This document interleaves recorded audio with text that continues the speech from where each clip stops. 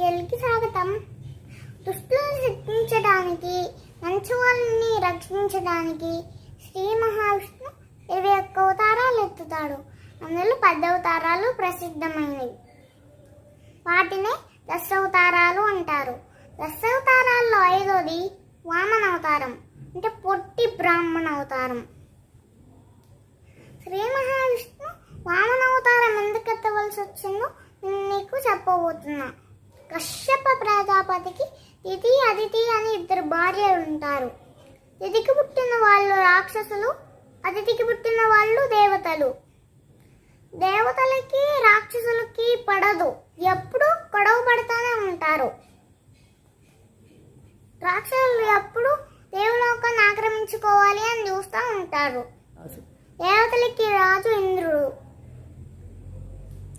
రాక్షసులకి రాజు ప్రహ్లాదుడి తర్వాత అతని మనవడు బలి చక్రవర్తి అవుతాడు. ఒకరోజు బలి చక్రవర్తి ఇంద్రలోకాన్ని ఆక్రమించుకోవాలని ఇంద్రలోకాన్ని వెతికి దండెత్తి వస్తాడు. అప్పుడు ఇంద్రుడు వాళ్ళని ఘోరంగా ఓడిస్తాడు. అప్పుడు రాక్షసులందరూ వాళ్ళ గురువు దగ్గరికి వెళ్తారు, శుక్రాచార్యుడి దగ్గరికి. దేవతల్ని ఓడించడానికి ఒక ఉపాయం చెప్పమంటే ఇప్పుడు విశ్వజిత్ యాగాన్ని చేపిస్తాడు బలి చక్రవర్తితో. అందులోంచి బంగారు రథము ఇంకా కొన్ని ఆయుధాలు లభిస్తాయి. వాటితో ఇంద్రుడిని ఓడిస్తాడు, ఇంద్రలోకాన్ని ఆక్రమించుకుంటాడు. దేవతలందరూ వాళ్ళ గురువు దగ్గరికి బృహస్పతి దగ్గరికి వెళ్తాడు. అప్పుడు బృహస్పతి కొంచెం ఊపికి పట్టండి, ఎప్పుడైతే బలి చక్రవర్తి అతని గురువుకి కోపం తెప్పిస్తాడో అప్పుడే అతను అంతమైపోతాడు అని అంటాడు. ఇక చేసేదేం లేక వాళ్ళు అడవిలో తలదాచుకుంటారు.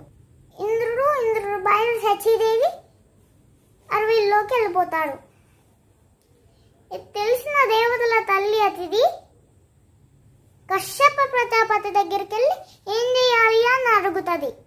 అప్పుడు నేనేం చేయలేను, విష్ణుని ప్రార్థించు అంటే అప్పుడు విష్ణుని ప్రార్థిస్తుంది. అప్పుడు విష్ణు ఏంటి అంటే నా కొడుకులకి మళ్ళీ రాజ్యాన్ని ఇప్పించు అంటే అప్పుడు శ్రీ మహావిష్ణు అలాగైతే నేను నీ కడుపున వామనుడిగా జన్మించాలి అని అంటాడు శ్రీ మహావిష్ణు. అప్పుడు దితి సరే అంటుంది. అప్పుడు కొన్ని రోజులకే ఒక బ్రాహ్మణ బాలుడు పుడతాడు. 2 రోజుల తర్వాత ఆయనకి ఉపనయనం చేసి భిక్షకి పంపుతారు.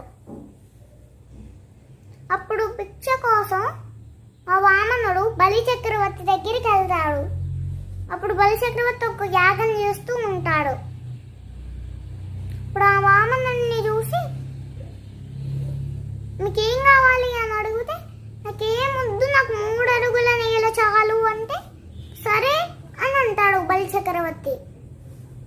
అప్పుడు శుక్రాచార్యుడికి డౌట్ వస్తుంది, ఈయన విష్ణులాగున్నాడే, ఈయన 3 అడుగుల నేలతో ఏం చేసుకుంటారు? ఎవరైనా అడిగితే డబ్బులు లేకపోతే రాజ్యాన్ని అడుగుతారు, ఈయన 3 అడుగుల నేలతో ఏం చేసుకుంటాడు అని డౌట్ వస్తుంది శుక్రాచార్యుడికి.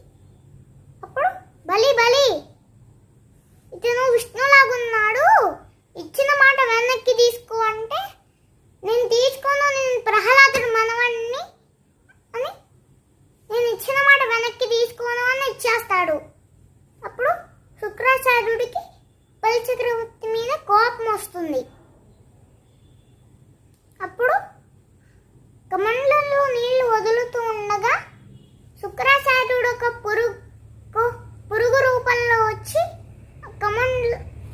అడుగున అడ్డుపడతాడు నీళ్లు రాకుండా. ఇది గమనించిన వామనుడు ఒక గట్టి పురుగుని తీసుకొని శుక్రాచార్యుడి కంటిలో పొడుస్తాడు. అప్పుడు శుక్రాచార్యుడు ఒంటికన్నవాడు అవుతాడు. అప్పుడు 3 అడుగుల నేల ఇచ్చేస్తాడు.